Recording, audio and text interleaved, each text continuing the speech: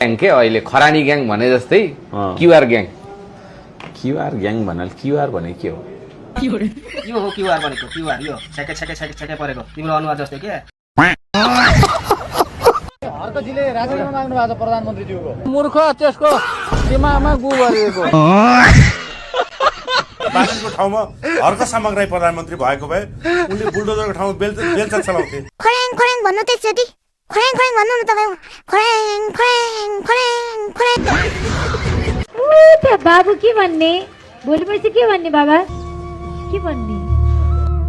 के बन्नु मन छ? प्रधानमन्त्रीको अफर आयो भने भन्छु, अरू भन्दिनँ। त्यसपछि अर्को भाइ, मलाई त प्रधानमन्त्री नभइकन त म बस्नै सक्दिनँ। ऊ त हर्क सम्पकले राजीनामा मागेका छन्। कुन हर्क सम्पक के काम गर्छ? त्यसले त्यसको ढुङ्गा र माटोले मात्रै काम गर्छ। चाहिन्छ दिमाग। हर्क सम्पकले बालिन शाहको राजीनामा माग्नुभयो, तर उहाँको चाहिँ दिमाग चाहिँ बालिन शाहको जस्तो हुनु पर्यो नि त। बात त सही है। साम्पाङले त ढुङ्गा बोक्नुपर्छ, श्रम गर्नुपर्छ भनिरहेछन् क्या। ए बाबा नि त उसले भनिरहन्छन् उनको काम छैन, ढुङ्गा बोक्छन् चाहन्छन् भनिरहन्छन् उनको काम छैन। हिजो उहाँ सदनमा निकै उफ्रिनु भयो होइन, त्यो चाहिँ म बुझ्दिनँ त्यो आवश्यक थियो कि थिएन। म प्रतिपक्षको चोखो नेता हुँ भनेर उहाँले पनि सम्झिनुहुन्छ होला, त्यो पनि गलत हो। सुदन किराँतीको बारेमा म भन्छु ल। सुदन किराँतीको बारेमा म भन्छु। सुदन किराँतीजीले 3 चोटि चुनाव जित्नुभयो, उहाँकै मुखबाट सुनेको भोजपुरमा। 3 चोटि माननीय बन्नुभयो होइन, संसदमै पुगेको, एकचोटि मन्त्री पनि बन्नुभयो, तर आफ्नै गाउँमा सम्म एउटा बाटो पुर्याउन सक्नु भएन। त्यो खालको नालायक मान्छेले होइन धरानमा आएर के गर्छ होला?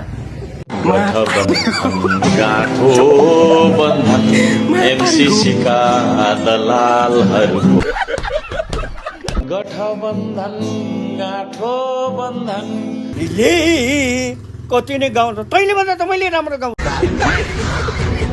तपाईलाई लाग्छ हर्क साम्पाङ राई भएकै कारणले जिते? त्यसमा त शङ्का गर्नुपर्ने ठाउँै छैन। देशको हिरो त अहिले त हर्क साम्पाङलाई भन्छन् नि त।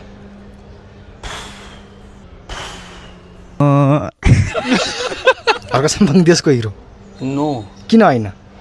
देशको लागि मजासँग बोल्ने मान्छे हिरो होइन? त्यस्ता मुझे बोल्ने त त्योभन्दा चर्को म जस्तो बोल्न महाशाला हजुर बोल्न सक्छ। हर्क भनेको त महाशाला यो मूलवासी मान्छे हुनै होइन के यो। मलाई कता कता यो साला पास्टरै हो क्या लाग्छ मलाई। नबोल्नु न दाइ, नबोल्नु न तपाईँ, नबोल्नु न। यो नम्बरमा कन्ट्याक्ट गरेर पैसा हालिदिनुहोस् होला है त। तेरो बाउले दिएको पैसा होला के, अनि तेरो बाउले दिएको जागिर होला के, अनि टोइलेट र भाँडा धोइदियो अर्काको देशमा बसेर तेरो चाकमुनि पैसा हालिदिन्छन् मा झ्याक्ने फटाइमा हर्केकी गुल्लीमा साले। हर्क साम्पाङ यो लाटो देशको गाँडो तन्नेरी हो के? न यसलाई पोलिटिक्स थाहा छ यिनलाई, न यिनलाई त्यहाँको केही कुरा थाहा छ? हावामा बोल्ने, हावामा चल्ने। बात त सही है। तपाईँ किन हाँस्नु भएको त्यो बताउनुहोस्। तपाईँ किन हाँस्नु भएको? त चन्दा उठाएर खानुहुन्छ, हिसाब दिनुहुन्न भने फेरि त्यो चाहिँ ठगी हो। त्यही त।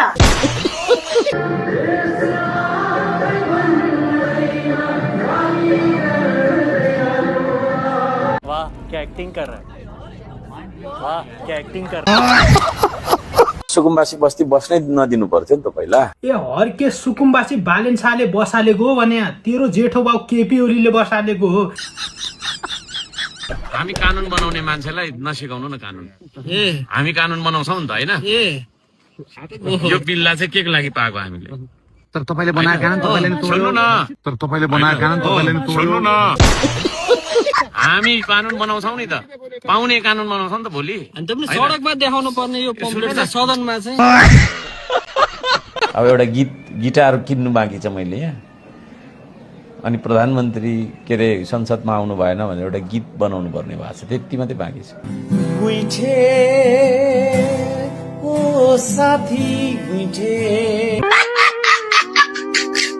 अब 3 करोड नेपालीले मलाई मेसेज पठाइरहेको हुन्छ।